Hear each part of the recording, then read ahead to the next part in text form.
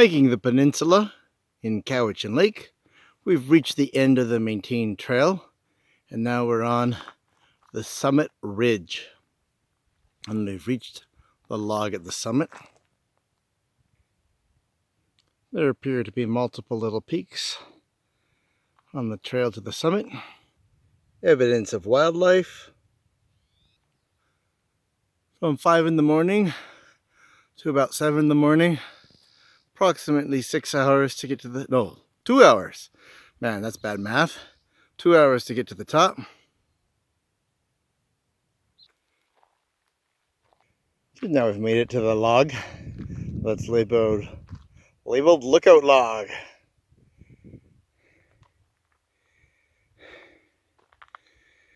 It looks like there's a summit even higher than this peak, covered in mist in the distance. On this side of the peninsula, you can see the town of Yubu or Yubo. Pronunciation unknown. Now I've heard some thunder up here. It looks like it's gonna rain.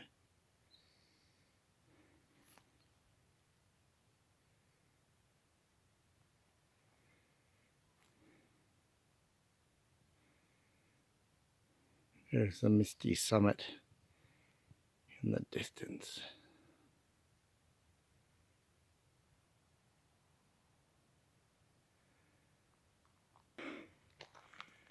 As we get deeper into the summit ridge, the trail gets a little trickier, just a little bit. So just before the final summit, you have to go down a little bit and back up again.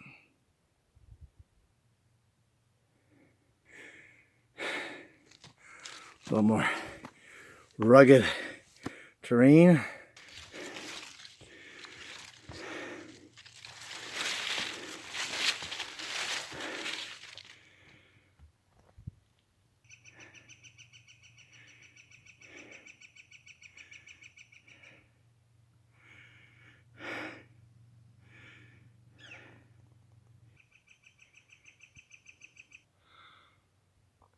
Beyond the main trail, we found another trail marker. I guess this is a wild one. So the entire summit ridge is beyond the maintained trail system, but there are these little ribbons to find beyond the maintained main trail. So judging by this trail system, I'm guessing most people stop at the first, second, or third peak along the summit ridge and don't go all the way to the summit. Perhaps because the view is just spectacular from the first few peaks.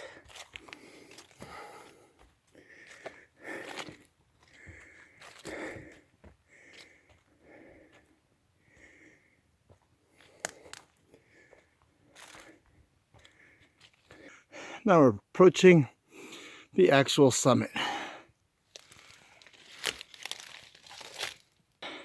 Based on my calculations, this is the actual summit.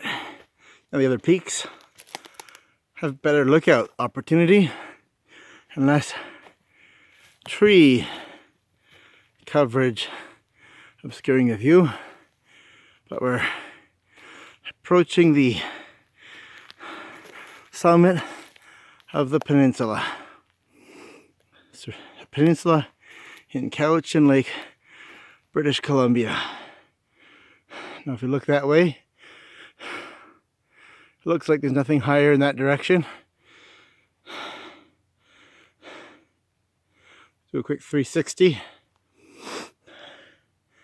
and you can decide if you think my calculations are correct or incorrect about this being the actual summit.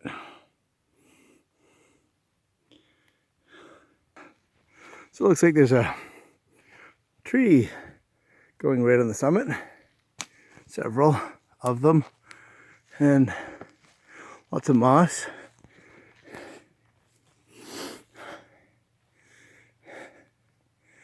Wow, lots of moss.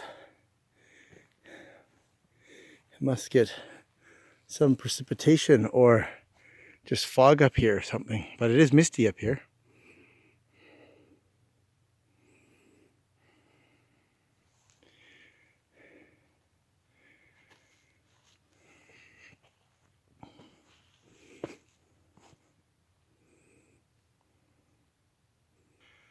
Of course, as we're enjoying the beautiful summit, it's starting to rain, so it's time to go down a little bit faster.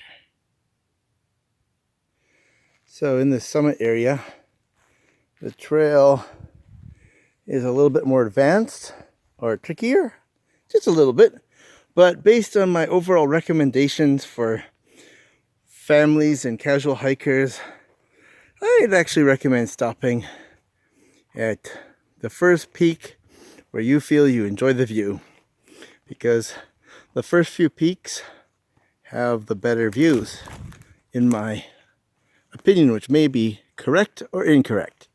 But let's see if I can find the trail again now as we go down from the summit.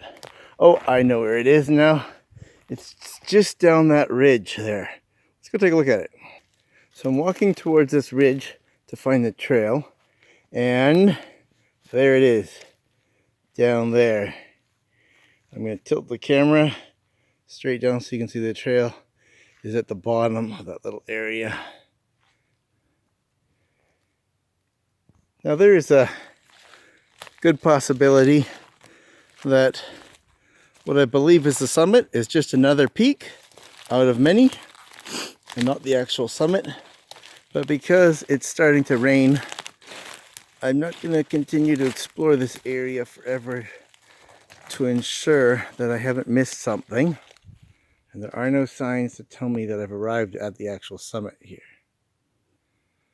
So that's the peak that I guessed was the summit. If you're a local, let me know in the comments what you think. Is that the summit, or is there another one that's higher, another peak higher further down that trail? This is what it looks like coming down from the summit.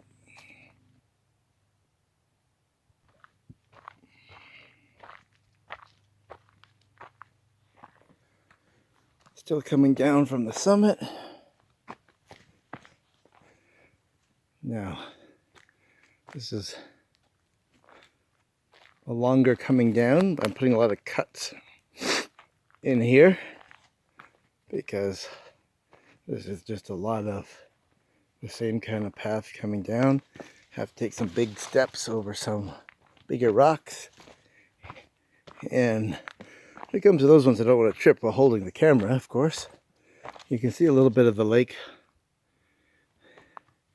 over on the wild side. And this trail goes back this way.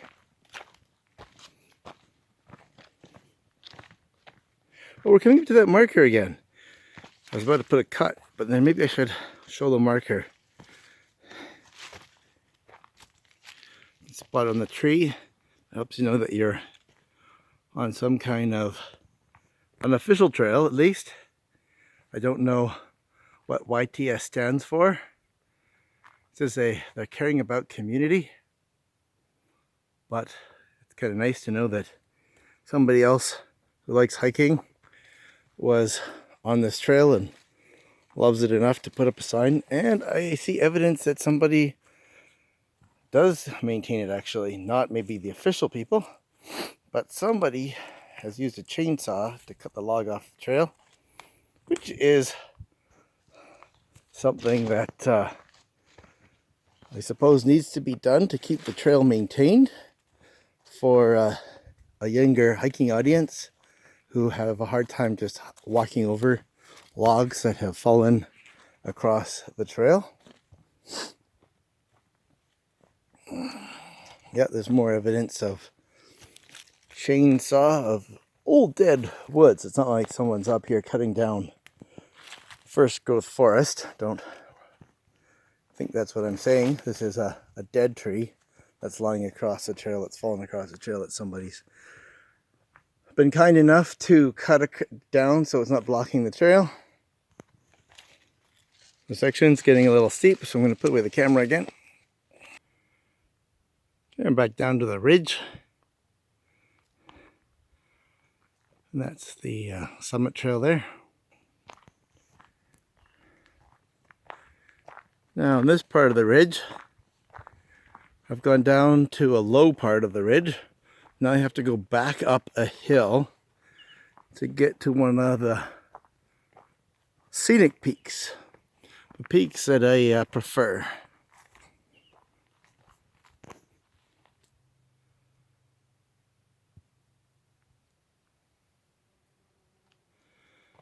Now I'm back to a very scenic spot of the ridge where there's significantly less trees in the way of the view.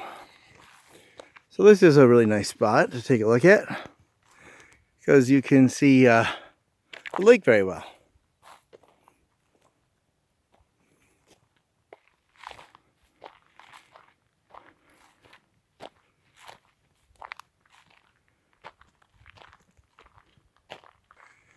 Now on this ridge I'm going up again towards a little peak.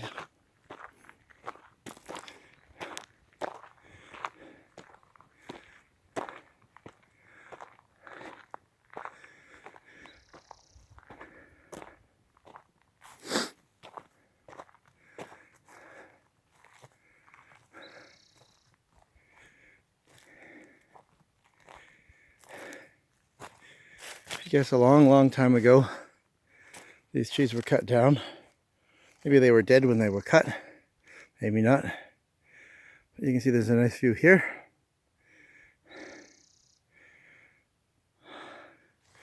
There is lots of dead logs on the ground. Could have been blown over in a storm. Or maybe there's some forest fire control going on with selective logging.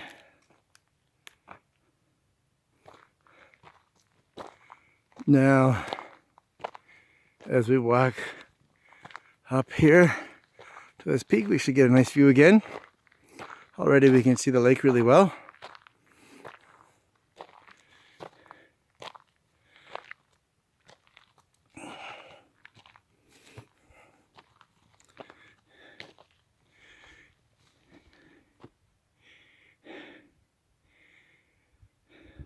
You can see examples in the far hills of how clear cuts are done in the province of British Columbia. No comment from me on the matter, but you can discuss amongst yourselves what you think about what you see. Zoom in. What do you see?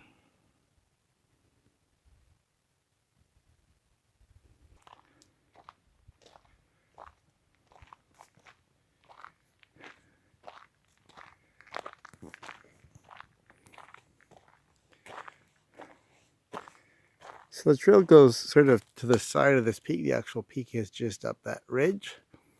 I've already gone up there earlier in the day, so I don't think I'm going to peek over that ledge a second time.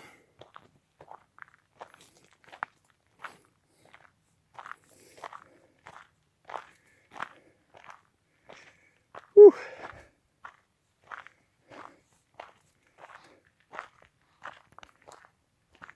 These trees are all quite young. Seem to be doing quite well. Oh, the trail widens up right here.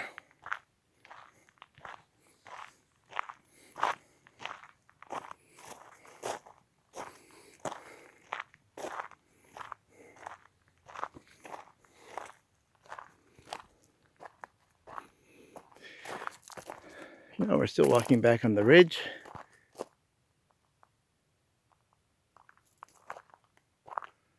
Coming up to another little peak.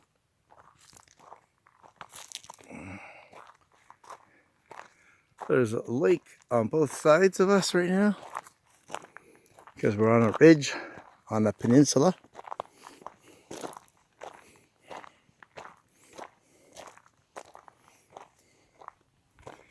There's this peak. Now it'd be interesting if they actually had little names that I don't know about, or big names, or all kinds of names, or just numbers. First peak, second peak, third peak, fourth peak. I'm guessing that some locals might have a way to referring to this. And now I'm curious what the name of this system is.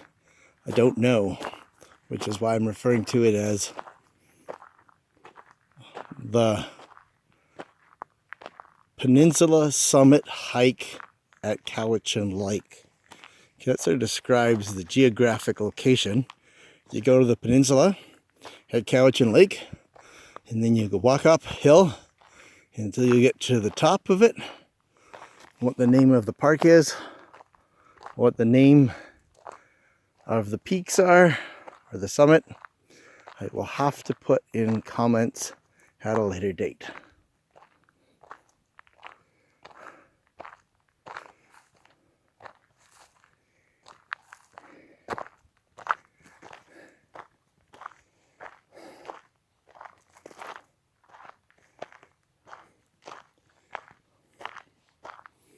There's so many little peaks on the summit trail that I've lost count of how many of them I've seen. You can see there's some broom and bloom. Oh, we're coming up to a log. One of the two lookout logs, I think.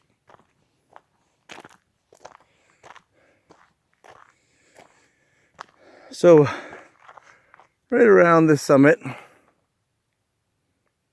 I would say up to here, 10 out of 10. Great spot to go. Beyond the summit, I would say it's only for people who are more experienced and hardcore. For young families, stopping here is just fine. You get a fantastic view from here. And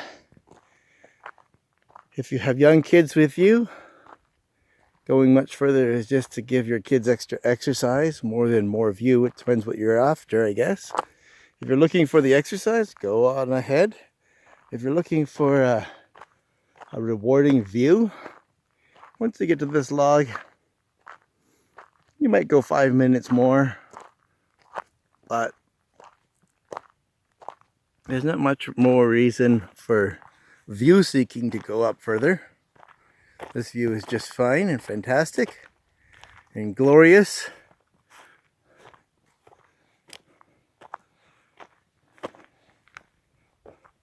Now, I think this view would actually be much more than fine depending on your weather conditions.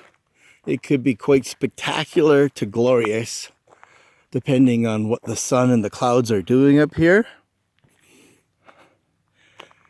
For the purpose of getting exercise though, having this thick overcast day is nice. For me, it keeps me cool, free from sunburn, and no need for suntan lotion. Oh, I can see a water skier out on the lake already. One of the first of the day. Up until now, it's been a quiet morning because I was up at 5 in the morning. I was up here at the top, exploring the top at 7, by about 7 a.m. But I did spend some time up here at the top just to check it out. There is a lot to check out at the summit, which makes it quite interesting. It makes it quite fun, probably fun for young kids once they get up here, just to have a lunch up here and explore what's up here, explore the wildlife, the plants. Oh, 2 words of disclaimer caution. 1, be safe. 2, there's lots of signs saying enter at your own risk. And 3, there are some logging roads that crisscross with the hiking trails, so you have to be a little bit aware of where you've been and where you're going. And so that's also an important safety thing, to have a way of making sure you don't lose your sense of direction. Also bring all the recommended supplies you might need given on the weather condition and your experience level. And finally, I'd recommend less experienced hikers travel in larger groups. When I say larger groups, I mean probably about 6 people would be an ideal number. But you could probably go from 4 to 8. Averaging around 6 would be a good group size. Now, you also might want to bring a noise-making device to scare away bears, or a friend that you have who likes to talk a lot in a loud voice to help scare away the bears. So those are some safety tips. Of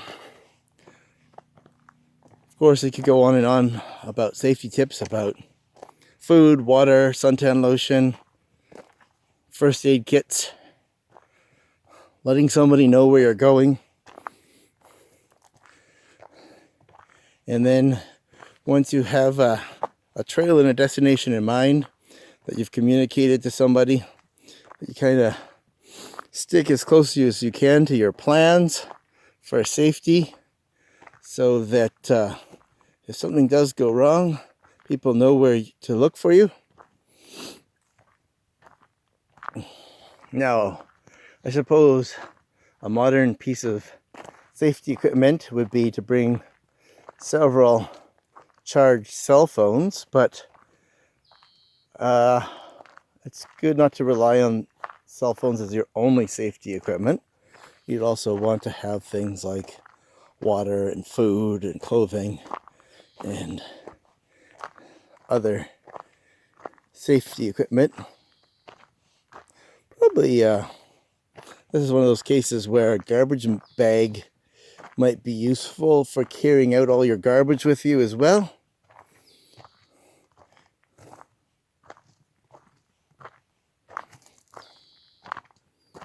Now I'm going to stop for a snack soon. Alright, oh, I should show you the marker. Alright, we finally made it to the end of the peak. I'm going to turn around here. This would be a good time to finish up this video and show you we've hiked through the summit ridge, and we've just exited the summit ridge and rejoined the maintained trail system. Now that we're on the maintained trail system, I think I'm going to be ending this video shortly, because now, in theory, it should be easier to follow and understand the maintained trail system. Maybe I'll just do one more minute. Give me lots of questions in in the comment section below. And if you know stuff about Cowichan Lake and the hiking trails around Cowichan Lake, and if you can recommend any other hikes, put it in the comment section below. And if you enjoy looking for hikes that can be done with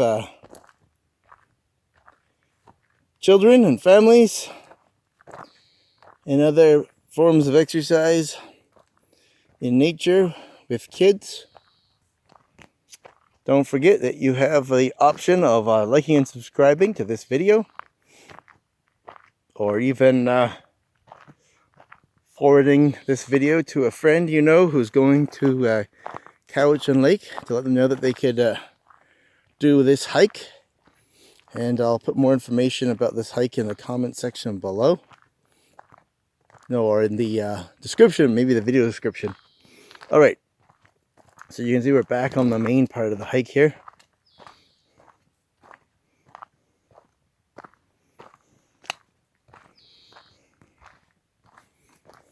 Going down. Going down.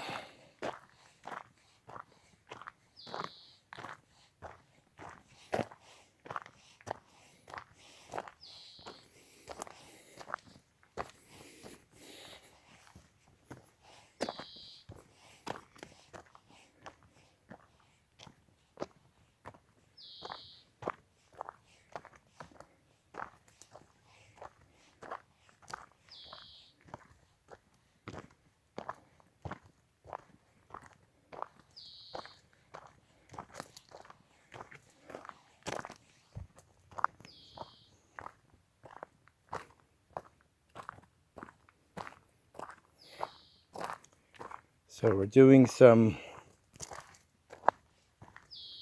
zigzag switchback work here to do some gentle elevation gain. Now this part of the maintained trail, I have to say, I really like what they've done. Have to give the designers some compliments. They've done a nice balance of not making it too hard, giving some nice gentle slopes, having some opportunity for scenery, and having some opportunity for easy routes. Now over here, while we're hiking in this section, you can see that we get a view of the lake from this area. Now, I like this. Some people who might be afraid of heights might not like it, but they're probably not likely to choose this particular hike then.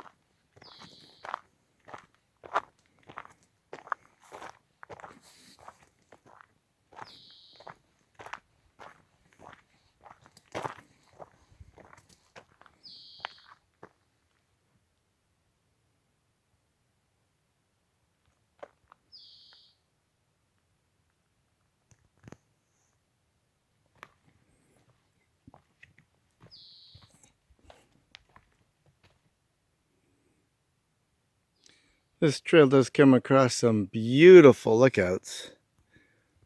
I love them.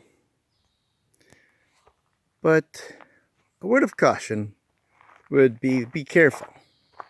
And if you're thinking of bringing inexperienced hikers or young children on this section of the hike, be cautious. Remember, this is do hiking in nature at your own risk, your own personal responsibility.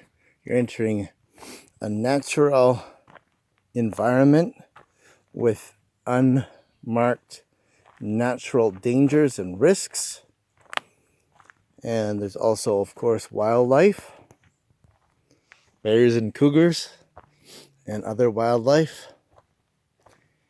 And this is a very quiet hike, at least in my experience today. I've seen 0 people on this trail. Now I'm sure that you might see more people on this trail at a different time of day.